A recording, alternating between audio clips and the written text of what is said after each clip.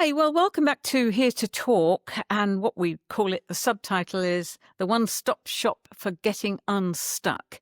And we do help, I hope, we're helping a lot of people who get stuck in all sorts of different ways, be it through perhaps they've got stuck in a marriage or employment, or they've got no money, or they just can't be bothered to get off the sofa, or whatever it is. I think we would all be honest enough to say that most of us have been stuck at one time or other in our lives. Though, of course, socially, that's very unacceptable. We're supposed to be a very productive society. So it is a great pleasure to have Annie Dobson with me, who can talk very much about the elderly, because I think this is an area we really, really should be looking at, because there's still a lot of fuss made about, oh, goodness, as soon as you can retire, life begins, you've got all that time. And if you're lucky, you've got a pension and so on. But it really often doesn't go like that. And people just find they're completely lost and don't know how to move forward. They're stuck. So, Annie, you're very welcome. And you started an organisation, I know, called NOAH. The sole purpose was to give the elderly the best quality of life in their older age, and also empowering them and giving them a voice and so on. And I know primarily you have done that in South Africa, but so much of this applies to the UK, Australia, America, all over the place. So when you came to work on NOAH, what situation did you find with the elderly? Do we just give up on our elderly too quickly? Hi, Chrissie, and thank you so much for the opportunity. I could talk about the elderly all day. I think you're touching on such an important issue, and I'd love to find a new word for unstuck, or how to unstuck people, help people unstuck themselves. But it's a good word where people become stuck, and it does happen at all ages and stages. But the elderly, it's prevalent, I would say. And I think really, there are key aspects to the causes of stuckness that are cross-cutting. But certainly, I think with the elderly, there's a point at which one becomes invisible to society, seemingly redundant, valueless. Awful terms are used to describe the elderly. And I think a lot has to do with stereotypes, but I think there's also personal choice where we tend to buy into those stereotypes. And that's potentially where one can become stuck. Obviously, in South Africa, with our previous regime and what's gone on before, there are added elements to that. But I think that could be attributed in most countries to context within other countries. So I think they're cross-cutting issues, and they really need to be spoken about and addressed. Given the aging trajectory, we are all living a lot longer. So this issue is not going away. If anything, it's going to get bigger, and it's something we need to talk about a lot more. Well, I know for a fact in the UK and the US, they are talking about it a lot more, but they're talking, but they're not, nobody quite does anything. For instance, there've been a lot of facts and figures come out about how much more likely we are to get sick in old age if we don't have companionship. But for a lot of people, particularly if they're bereaved or whatever, they literally do face life alone on the sofa with a television. That's not good. No, it's not good at all. And, we talk about Maslow's hierarchy of needs, having material needs met, tangible needs met. But actually, with aging, there's a lot more research being done around what we call higher order needs. And those are the needs for purpose, connection, feelings of joy, feelings of hopefulness, feelings of opportunity, that are even more important for a successful older age. So it's not linked to the number in your retirement savings account. It's linked to the opportunities that you have every day, the choices that you make every day, and connectedness with people and the world. And so social isolation is probably the biggest cause of somebody having less than optimal aging process. I like to call it older stage, not older age, because it is another stage. It's not a stage to be ignored, and it's not a time to sit back and wait for the end or take your foot off. It's time to foot flat. Let me use my experience, step into my wisdom, make a contribution, be seen and heard.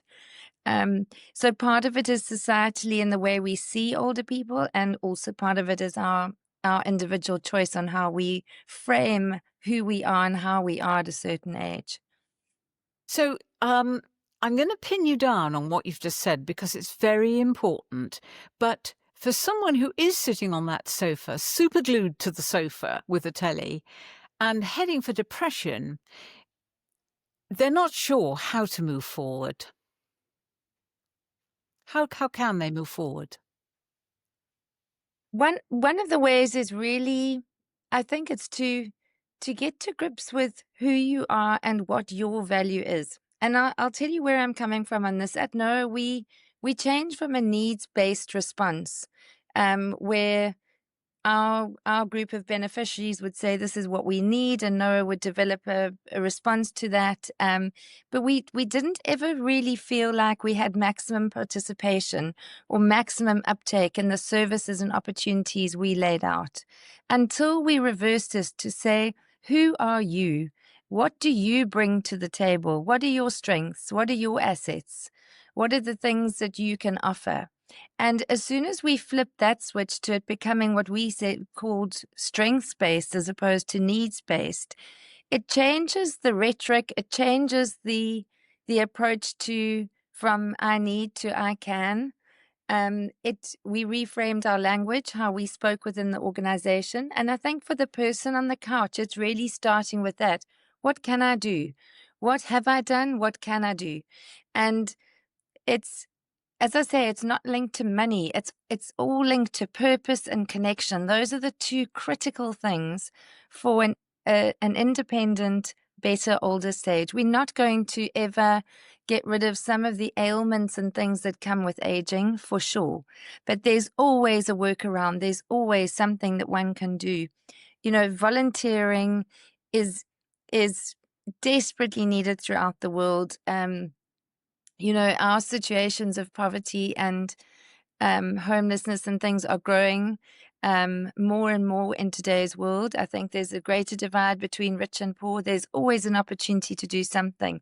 But I think it's really, that's why I say it's about personal choice, making that daily choice that today is going to be a great day and today I'm actually going to make a difference. Could just be smiling to somebody. It could just be, you know, just doing something small for somebody else. But it's really about having a reason to get up in the morning, that purpose, and being driven to connect in some way. Well, it certainly is important to find a reason to get up in the morning, and the longer you leave it, the more chances are you probably can slip into a no-hope form of a depression, really. I speak for the UK, whereas if you want to go and talk to your family doctor, no way. I mean, you know, you're lucky if you see him for months, maybe. And if you've got aches and pains, you're waiting on a waiting list of probably 7 or 8 million. I mean, the thing is, the mindset is not given to elderly people. There's very little respect. And the trouble is that some people reinforce that because they either can't use social media or are tempted to throw away the iPhone that their grandchild's given them because it all looks too difficult. And their connectedness could grow so much through social media, couldn't it? It really could. And again, it goes back to that personal choice, and sort of keeping up is really important. The minute we let the age in, the minute we say to ourselves, I'm 55 now, I potentially could retire early, or I'm 60, therefore this, or I'm 65. We need to be done with those stereotypes. The word retirement ought to be retired. We should be finding, instead of using the word retirement, say, I'm going to do things differently, but I'm going to do things. I'm not going to sit back and wait for the end. I'm not going to wait for people to come to me. I'm going to be proactive. I'm going to get up and get busy living. And I think it's really up to us to make that active choice. It's the same, I think, you know, you mentioned stuckness at different stages of our lives. It could be that one gets stuck in a job, which is okay-ish. It's good enough for me to go to work every day. It's not really killing me, but it's not optimal either. At some point, one can make a choice to say, let me look at what else is out there. Perhaps there's a compromise and I need to make a bit of a salary cut, or I have to drive a little bit further. But pushing yourself out of your comfort zone and challenging yourself at every stage of your life is really important. And just because you're 60, and I use 60 because it's our official retirement age, just because you're 60 doesn't mean you get to stop doing that, unfortunately. In some ways, you think, wouldn't it be great if you got to a certain age and you could sit and idle? But that's not good for you, and it's not good for a successful older stage. The elderly have got so much to offer, and each one of us can make a contribution. And we tend as society not to recognize that value. But if you take older people out of communities, they will topple over. They are Well, support pillars. sadly, we've got, major firms who regard that anybody over 50 must be, got rid of, or certainly not taken on. It's very pervasive, this idea that people have lost their usefulness, even from 50. And I fear the world is not changing for the better. No, we definitely live in an anti-aging society. If you look at the beauty industry and others, it's all just how do I prevent this thing from happening, as opposed to celebrating that every wrinkle is actually one of life's roadmaps that I've managed to triumph over. And I'll continue to triumph. And if that means I've got a very wrinkled face at the end, but a smile on my face, and I've left a bit of a legacy and made a bit of a difference in some other people's lives, then I think it's a job well done. Because everybody actually has something to offer. It's just a question of finding it and saying, well, I will go and volunteer for something, And lots of people think that's a bit beneath their dignity, but actually it's about their well-being and health that they do think about things, isn't it? Absolutely. And I've been told, and I don't know how scientifically accurate it is or medically, but the same part of our brain is activated when we give and we receive. And just by getting off the couch and reaching out to other people less fortunate, it gives us perspective for sure. It enhances our gratitude. It gives us a gift at the same time. And I think gratitude is really key also to happiness at all stages, and particularly in our old age, where we can be grateful for the life that we have lived, the experiences we have had, good and bad, and how we can help others sort of learn from that, benefit from it, and be uplifted by it. There's a wonderful quote from Clint Eastwood as he hit 90, and somebody said to him, "Why are you still making movies at 90?" And he said, "Because I don't want to let the old man in," which I thought said it all. He just had to keep going because that kept him well and motivated and hopeful. Lovely Yes, quote. absolutely. I really love that. I might use it. I think that I think it's absolutely about not letting the old in. And I would question why somebody would ask that question, but unfortunately that's what society does. You're 90, so why are you making movies? You wouldn't ask that of a 25-year-old.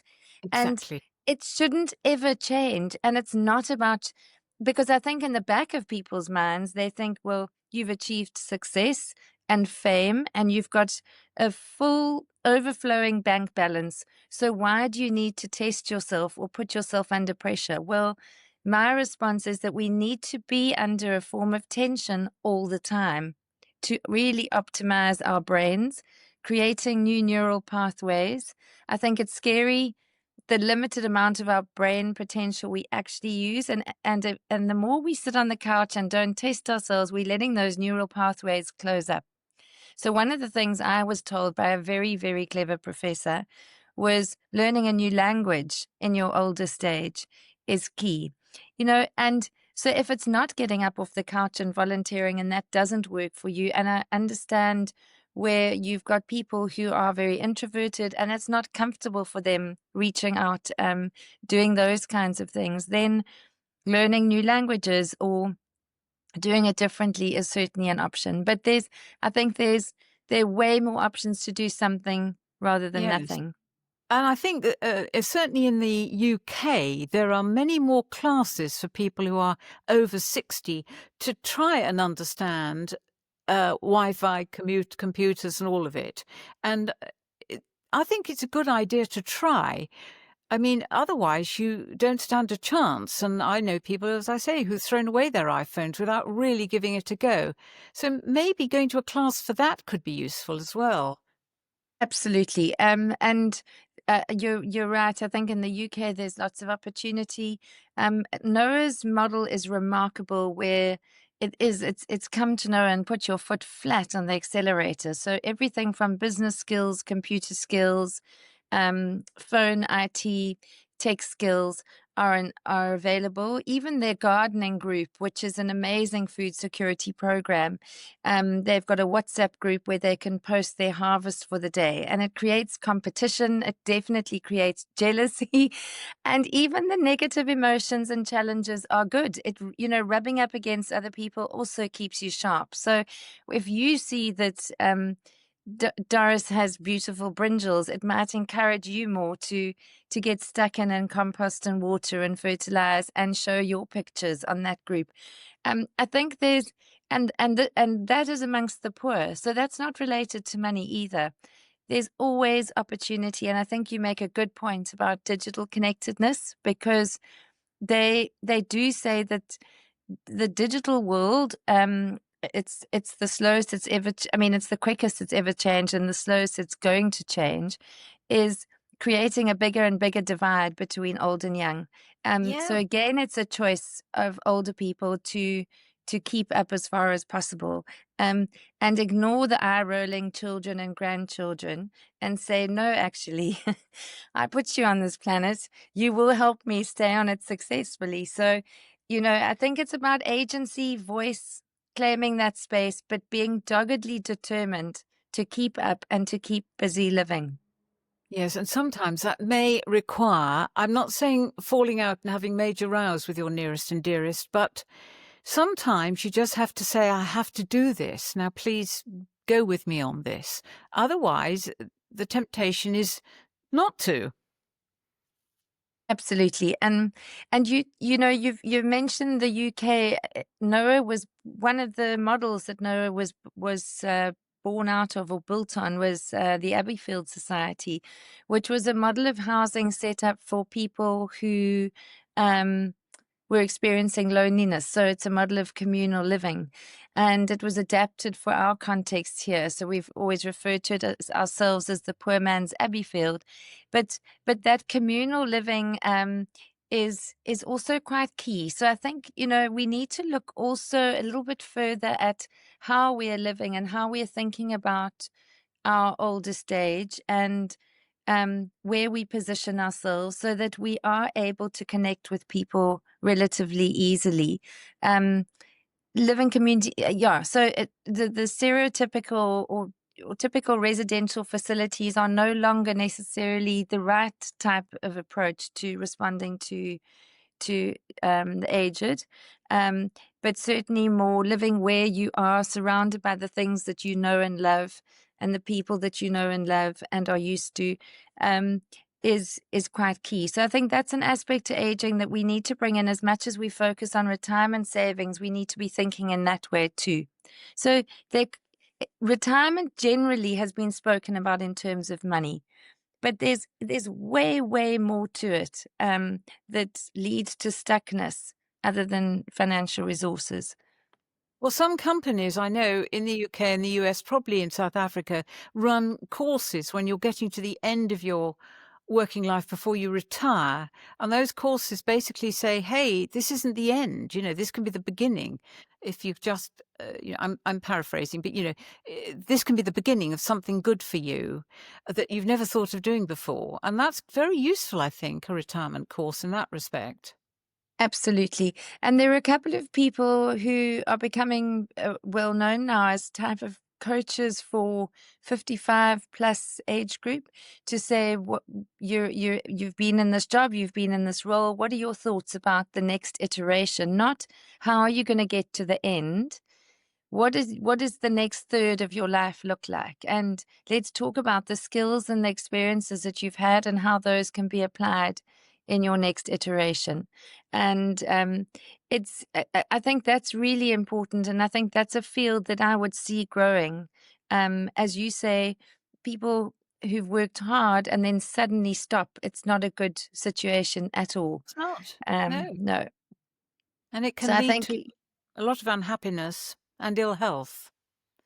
Yeah, it can. I think And that I think it impacts on relationships, particularly when you've been used to a spouse, a partner, a parent in a certain role, and suddenly they stop. And how do we all adjust to that thing and shift up and make space? Or, it's really key. it certainly is. Annie, I can't let you go before we touch on your new job, and you are a CEO of the CBPJ Players Fund. Now, somewhere or other, somebody's very kindly written down what that stands for, but I'm sure you can tell us. It's a I can. players. Yep. But basically, it's for people who have been really seriously injured as rugby players, isn't it? Correct. So it's the Chris Berger Petra Jackson Players Fund. Two funds initially started up when two rugby players passed away from their catastrophic injury. In 1980, it was set up by Mornay du Plessis, who went on to be Springbok captain, and incredibly committed and devoted to this fund, making sure that no rugby players ever left alone.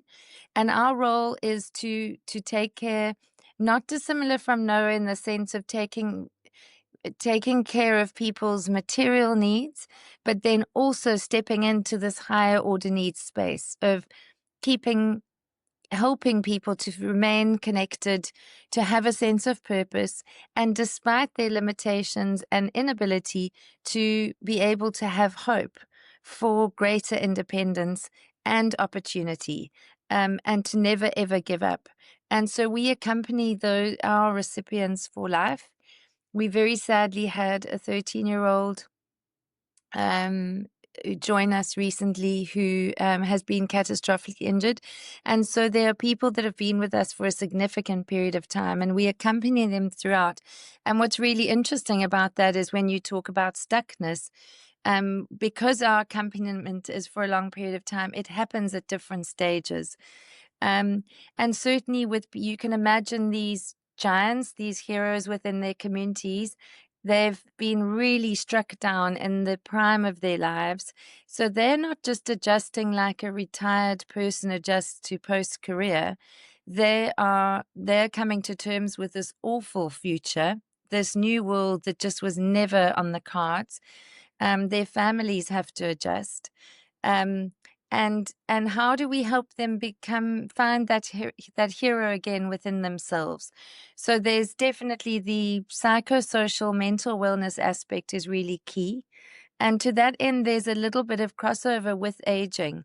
It's a similar type of situation that they move through, less abled, becoming invisible. People can feel awkward around them, not sure what to say, how to say it, what to do.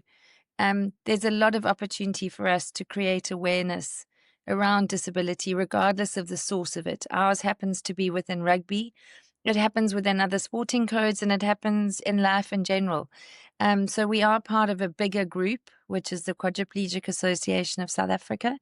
But it's really important, and I like that intersect with aging.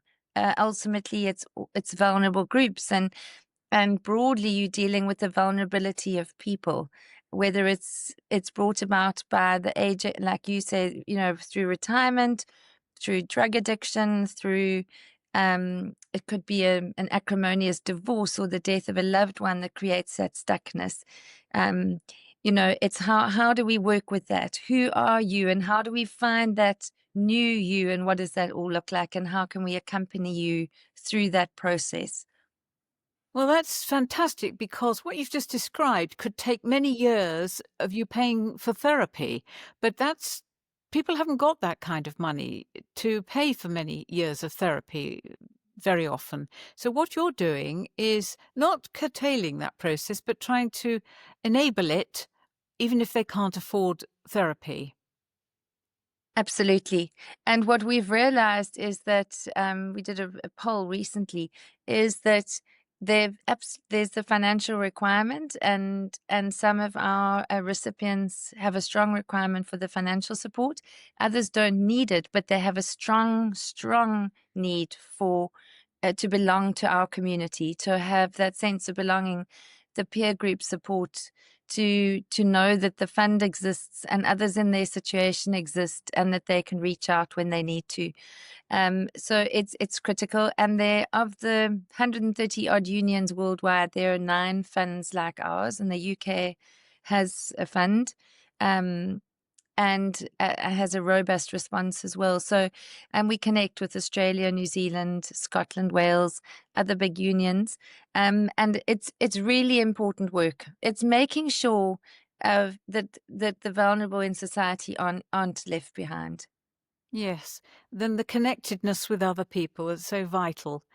Annie, thank you very, very much for talking to us. Everything you do is so worthwhile, and I really hope it's given a few people listening to this, watching it, hope to make some changes. Thank you, Thank, Chrissie. It's been a real pleasure. thank you very much.